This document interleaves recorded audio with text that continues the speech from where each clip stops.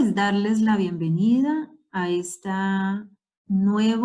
nuevo medio de comunicación. Esta es la manera como vamos a seguir viéndonos, aunque sea de lejos. Es una forma de sentir que todavía estamos en el mundo, que todavía estamos conectados. Entonces, bueno, hay que adaptarse a las circunstancias. Afortunadamente, el éxito humano está justamente en la adaptación. Yo les envié un documento.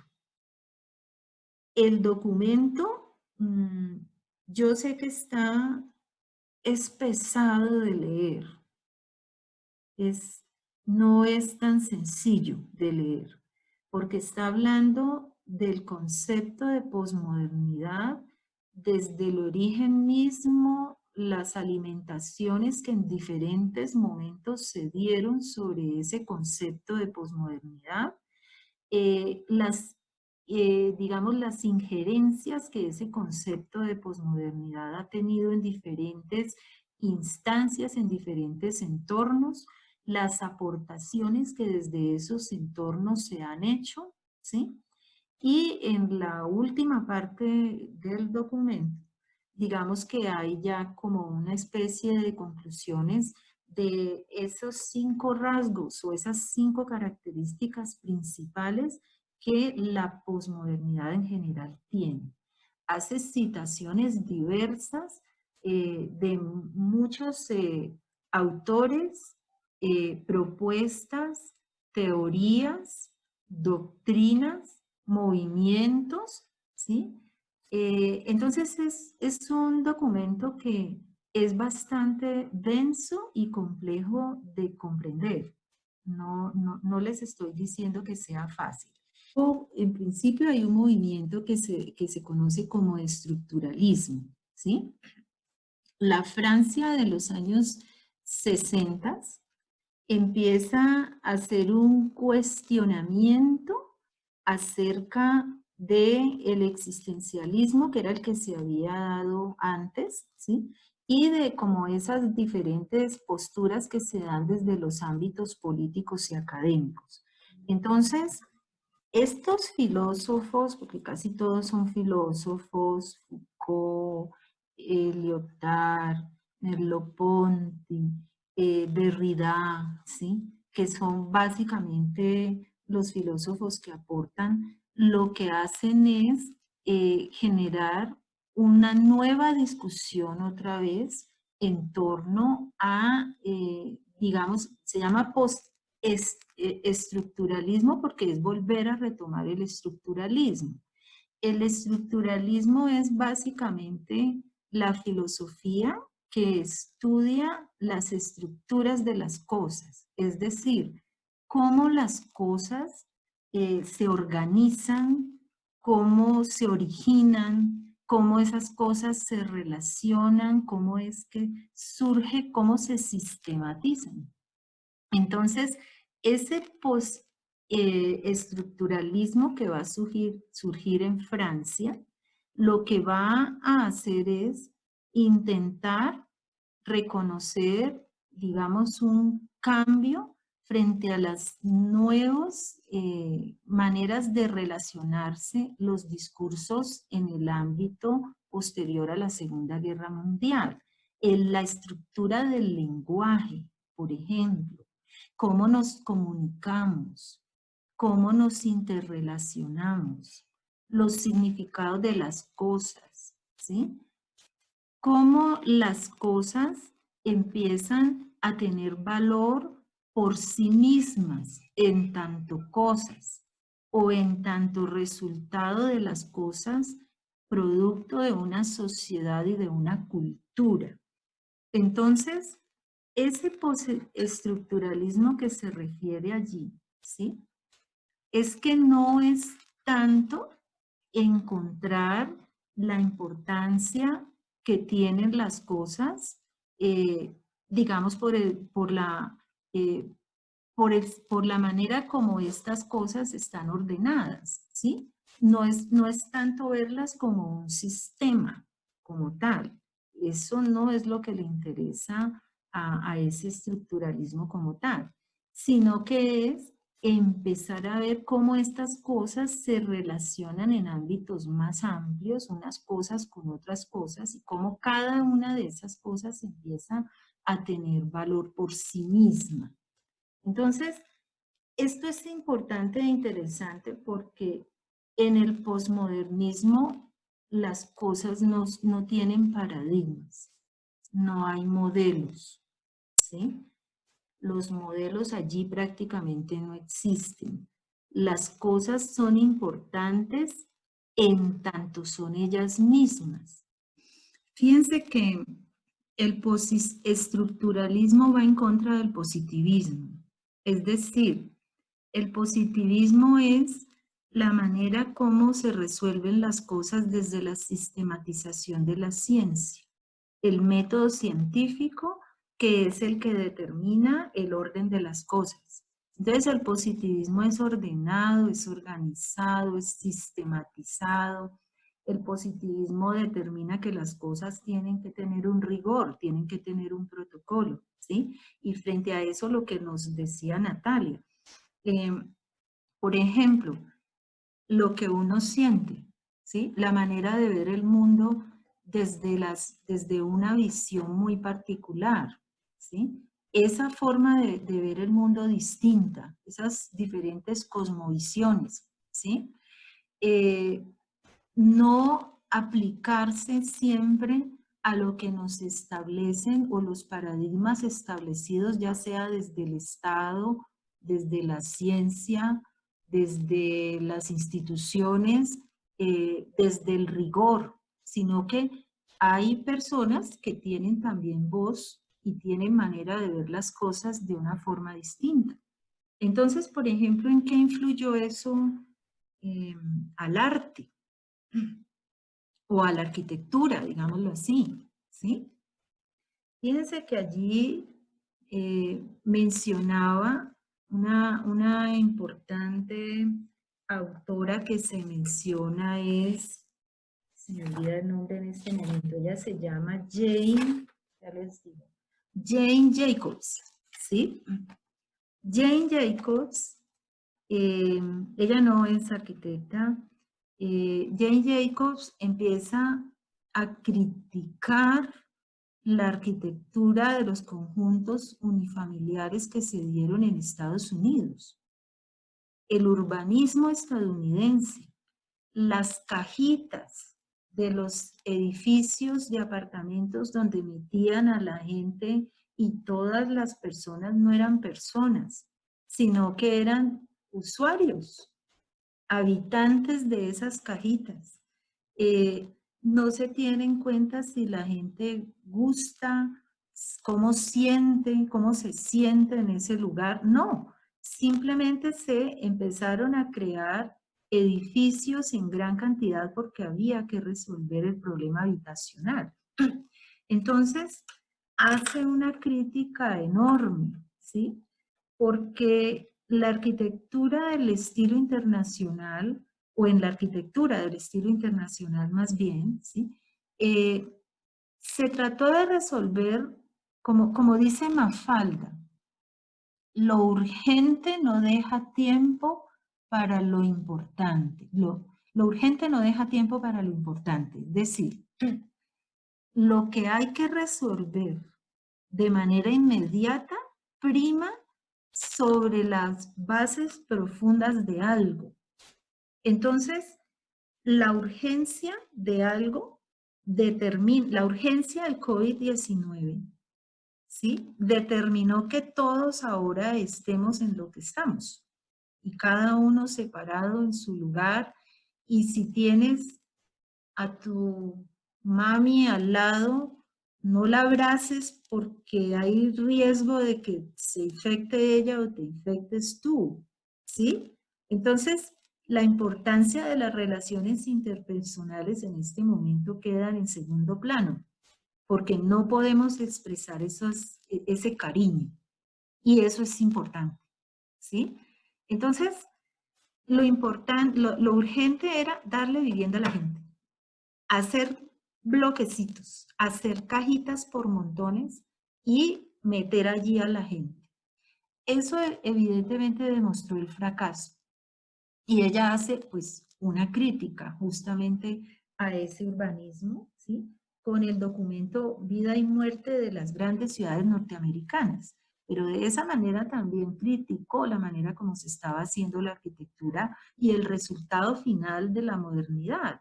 De la modernidad expresada en última instancia como una cuestión de solución económica a un problema digamos, de calidad de vida, ¿sí? Entonces, necesitamos resolver esto, esta gente se tiene que meter allí y hay que hacerlo lo más económico y lo más barato posible. John Cage, que empieza por primera vez a hacer una propuesta de arte diferente, el arte conceptual, básicamente, arranca con John Cage. Entonces empieza a hacer una propuesta de arte donde se desmitifica que el arte tiene que ser por iniciados, tiene que ser por expertos, tienen que tener un catálogo que diga aquí es artista, yo soy artista. Algo que sea firmado por alguien que diga, como yo soy artista, tengo el derecho a hacer arte. No. Entonces, la propuesta de arte posmoderna o la propuesta en general posmoderna es que las cosas no vienen a veces de los expertos o de los conocedores, sino que hay que, al contrario, de pronto mirar hacia abajo y mirar a los que no saben y a los que no conocen, y esos a veces terminan dándonos la pauta. Entonces, por ejemplo, la arquitectura vernácula. Los arquitectos modernos determinaron que ellos tenían el saber absoluto de la arquitectura y que la arquitectura era regida y determinada por los lineamientos que ellos expresaron. No solamente, la arquitectura metódica, entonces, si vamos a hacer una propuesta arquitectónica, entonces tenemos que hacer un organigrama, hay unas zonas sociales, hay unas zonas privadas, hay unas zonas de servicios, hay un acceso, resolvemos metódicamente algo, determinamos cómo la gente tiene que vivir, ¿sí? El usuario en la modernidad no era, les decía que el usuario en la modernidad no fue considerado, porque el arquitecto de la modernidad no era la gente la que le determinaba al arquitecto cómo tenía que hacer su lugar de habitación, digámoslo así, sino que era el arquitecto el que determinaba cómo la gente tenía que vivir, ¿sí? Entonces, por eso es que las ciudades se planificaron y se determinaron que había 4 lineamientos o 4 ejes organizativos del urbanismo moderno, que son los que están en la Carta de Atenas. Entonces la gente vive en un sitio, trabaja en otro, se va a divertir a otro, y esos 3 puntos, digamos esa tríada, ¿sí? esa triangulación que se da entre esos 3 elementos, se comunican, se intercomunican a partir del sistema de circulación y determinaron que la ciudad estaba organizada como los organismos vivos, tal cual como los organismos vivos. Pero resulta que hay sistemas de ciudades en el mundo que no funcionan de esa forma, ¿sí? Porque la cultura de cada quien, de lo ancestral, lo tradicional, de cómo la gente empezó a habitar en el mundo, nos muestra que hay muchas maneras de vivir bien distintas, ¿sí? Yo veía entre ojos este fin de semana y es interesante, si pueden ver ese programa otra vez, si lo pueden ver, que está en alguna parte ese documental, el que pasaron este sábado que pasó, ¿sí? Hablaban de la ciudad de Hong Kong y de las ciudades, muchas de las ciudades como son hoy día. Y decían, por ejemplo, en Hong Kong la gente vive en la altura y hay gente que nunca pisa el suelo. Los edificios están yo no sé si ustedes sabían eso, los edificios están interconectados. Uno puede caminar kilómetros sin pisar el suelo, ir de un edificio a otro, ¿sí? Porque allá, digamos que casi que en la parte inferior transitan los vehículos, pero tú vas por todas estas galerías, por todos estos pasillos de la ciudad y bajas donde tengas que ir y abordas un vehículo, ¿sí? Entonces, es una ciudad completamente distinta a la ciudad occidental donde nosotros estamos pegados al suelo, donde hacemos todo. Inclusive hay espacios elevados donde los niños juegan, ¿sí? Hay zonas de juego elevadas. Eso es una cosa que uno no entiende porque pues acá nosotros todavía no hemos llegado a ese nivel, ¿no? Nosotros acá todavía es... ¿Por qué? ¿Y por qué es una ciudad así? Porque es súper densa, porque es una ciudad en altura, porque tienen es una manera de desarrollarse bien distinta hacia arriba, porque no tienen suelo. Entonces, al no tener suelo hay que aprovechar en altura y generar eso que nosotros lo tenemos aquí de sobra, ellos lo hacen en altura. Entonces, ¿qué tal las ciudades subterráneas que hay en diferentes partes del mundo? En Australia hay una ciudad subterránea. Entonces, eh, eso, por ejemplo, es algo que no está considerado en la Carta de Atenas, porque la Carta de Atenas pues tuvo una visión proyectista de cómo tenía que ser la ciudad determinada, ¿sí? Es una ciudad determinada y todas las ciudades se tenían que organizar de esa misma manera. Es un modelo de ciudad, es un protocolo también de cómo se tiene que hacer la ciudad.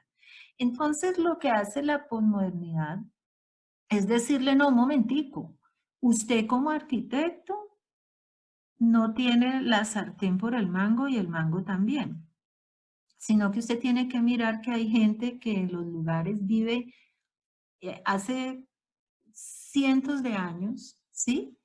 Como estoy hablando del desarrollo cultural de cientos de años, ¿sí?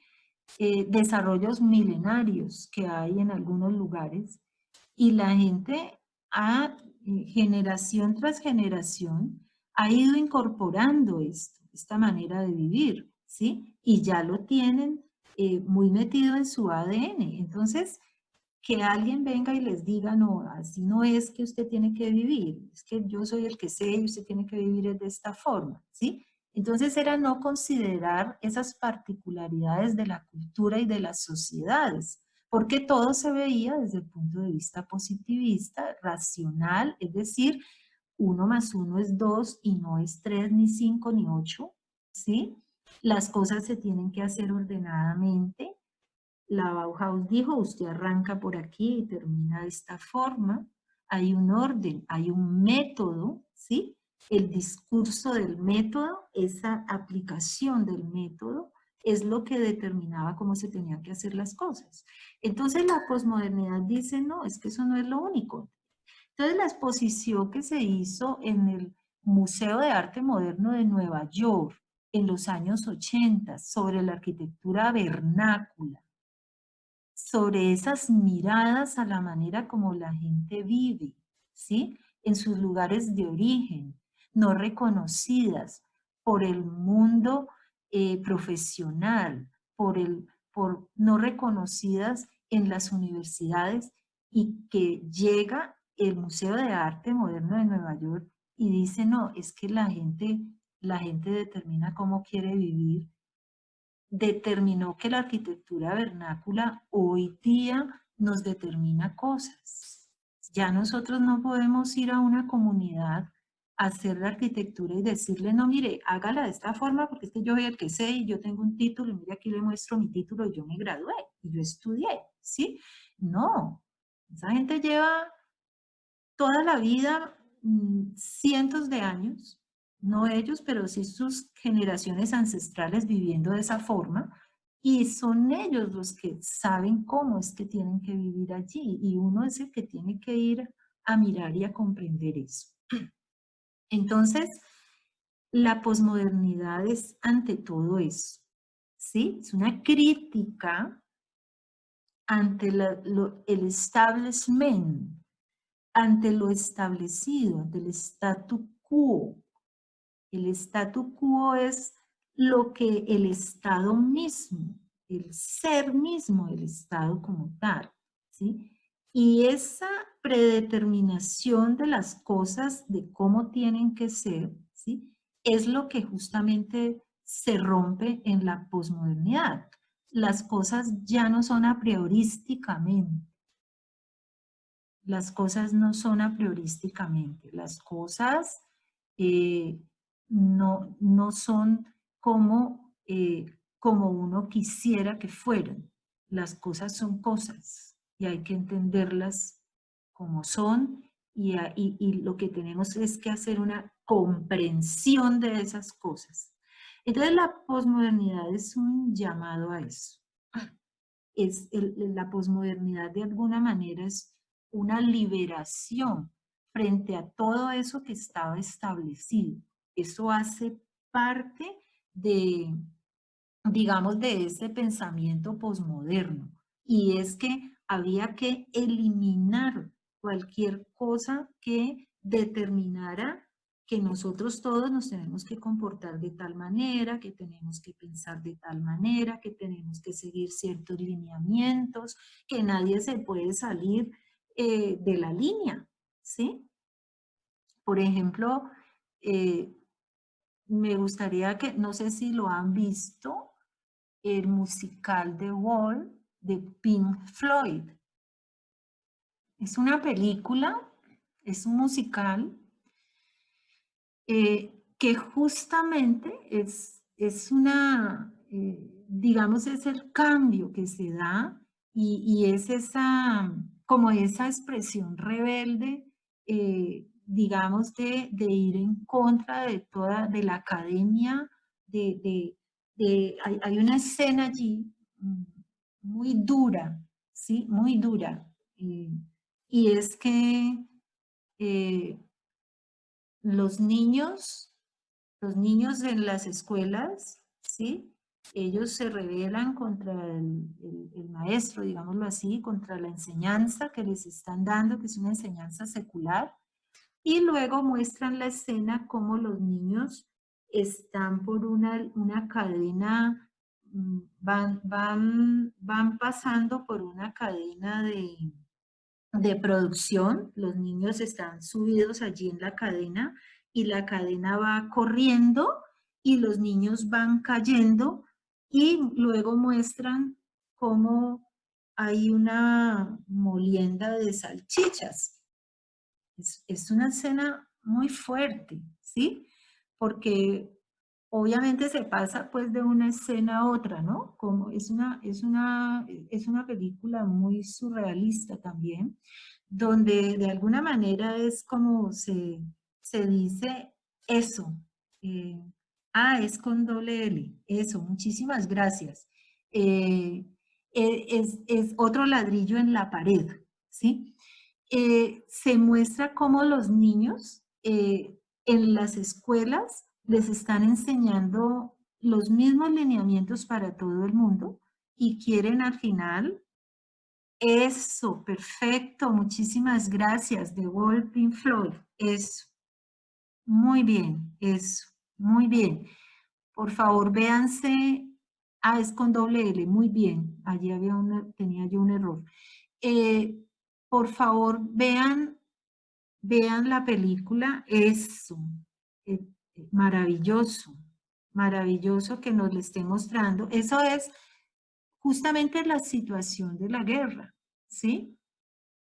la represión que hay después de la guerra. Los estados no quieren que se les vuelva a disparar el control, digámoslo así. Entonces, por eso aparecen todas las dictaduras, para tener el control total y absoluto, ¿sí?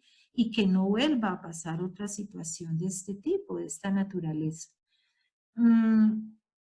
Vean por favor esa película. Esa película es una, pongámosla allí como una actividad, me parece. Me parece que es importante para comprender el posmodernismo, ¿sí? Arquitecta, Señora. no sé si de pronto sea bueno, si quieres les muestro el video, lo puse ahí en doble pantalla. Ajá. ¿Sí están viéndolo? Es Sí, ¿Sí? Ok. perfecto. Muchísimas gracias. Bueno, yo creo que ustedes pudieron ver allí claramente, gracias Natalia, lo que les estaba mencionando. Es decir, eh, el Estado determinaba todo, ¿sí? Ay, otra vez nos van a quitar el tiempo, nos quedan 10 minuticos de tiempo solamente. El Estado determinaba todo. Eso significa que todas estas revoluciones que hubo en la década de los 60, pues fueron las que sirvieron, digámoslo así, para ir en contra del Estado, ir en contra de todas esas determinantes. Entonces, toda actitud rebelde, digámoslo así, es por antonomasia una actitud posmoderna, ¿sí? Y tiene que ver con eso. Fíjense que lo que veamos en la película, había que ir a la escuela y había que aprender lo que el maestro decía. El maestro no permitía que nadie opinara. Entonces, había que seguir el rigor, ¿sí? Eh, Inclusive eso fue avanzó muchísimo más de lo que ustedes se imaginen. Los castigos que se nos daban, por ejemplo, a mí me llegaron a castigar, a mí me llegó a pegar una profesora, ¿sí? Cuando ella se iba, cuando yo estaba en primero de primaria, ella se iba y nos quedábamos las niñas jugando. Cuando ella llegaba, a la que ella pillara fuera del puesto, teníamos que pararnos al frente, estirar la mano, estirarla de esta manera, sin chistar, y con una regla gruesa que ella tenía, nos pegaba en la palma de la mano durísimo. A mí me alcanzó a tocar eso. A mí me alcanzó a tocar el castigo de que nos colocaban arrodillados sobre maíces con cargando un ladrillo aquí en la mano. A ustedes no les tocó eso, pero a mí de niña en la primaria, eh, sobre todo las profesoras muy mayores, muy ancianas ya, que estaban en unos contextos como el profesor que vieron allí, ¿sí? Que le hacía bullying al estudiante, a nosotros nos hacíamos eso, nos hacían eso, perdón, y no, y los papás de nosotros, de esa época, apoyaban al docente. Y cuando íbamos allá, yo me acuerdo que yo iba regañada y la profesora, ella daba todas las quejas, ellos tenían licencia para castigarnos de esa manera y nadie podía decir nada. Entonces la educación era dictatorial. Nosotros no podíamos hablar como se hace ahora, ¿sí? Esto que estamos haciendo aquí, donde se da ese cambio, donde el estudiante tiene voz y voto, donde hay un respeto hacia el estudiante, la educación no lo tenía, ¿sí? Y la educación era un reflejo del Estado.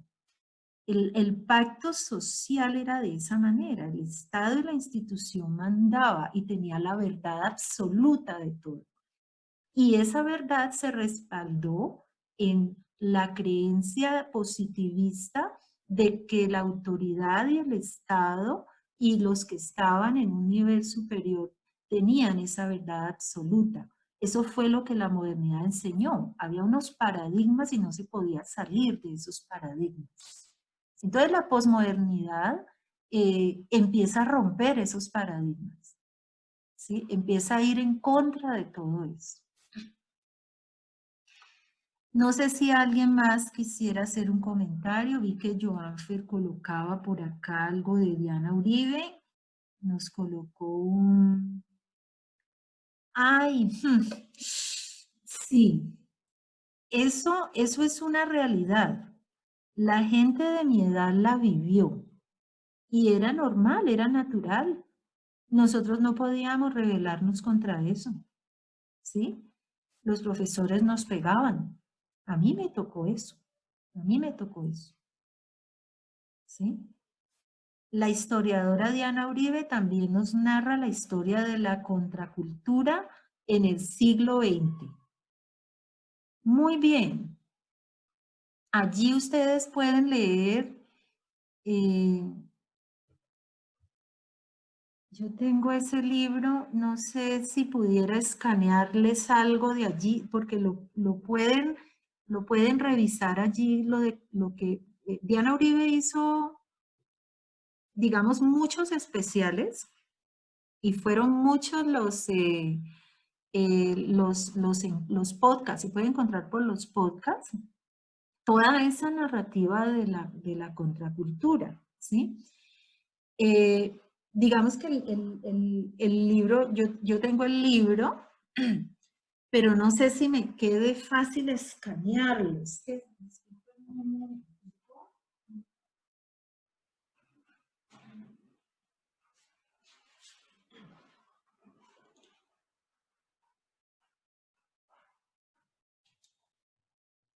Pero entonces no sé si me quede fácil escanear algo de allí.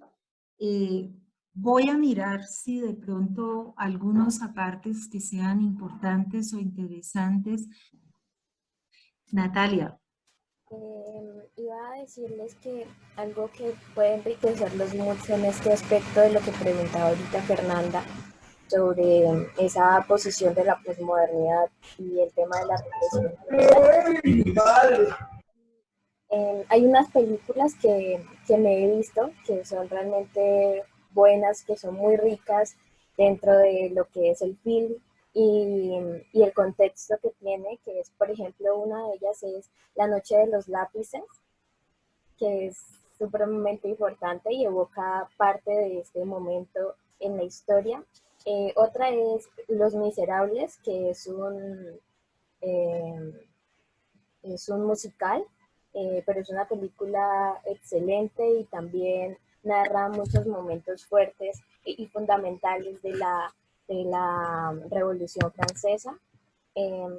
Historias Cruzadas es una película estadounidense que narra los sucesos por el empoderamiento de las negritudes y de las mujeres que trabajaban en casas de familia. Otro que es también muy buena es 12 años de esclavitud, que también es estadounidense y narra el momento de la esclavitud de las negritudes en Estados Unidos y esa comparación de los diferentes estados y el poder de los estados. Y la otra es El pianista, que narra, El pianista. que narra parte de cómo es ese proceso del movimiento nazi y cómo son reprimidas las personas que pertenecen a otro grupo religioso. Muchas gracias, Natalia. La clase de hoy era para aclarar el concepto de posmodernismo en gran medida. Espero que se haya podido aclarar como una ampliación a la lectura, porque yo sé que la lectura pues era un poco compleja de comprender. Aquí hemos mencionado además, hemos dado unas fuentes para que por favor unas recomendaciones que las dio Natalia, que las dio Joanfer, que también por acá pues se han dado. Entonces por favor... Hola, ¿qué más? Deben revisar Exacto. algunas de esas fuentes que hemos mencionado, como son las películas, videos, ¿sí? Y documentos, podcasts, también en el caso de los programas de Diana Uribe acerca de la contracultura, pues que son muy importantes. Entonces, por favor, revísenlos y para dentro de 8 días tendríamos entonces arte contemporáneo.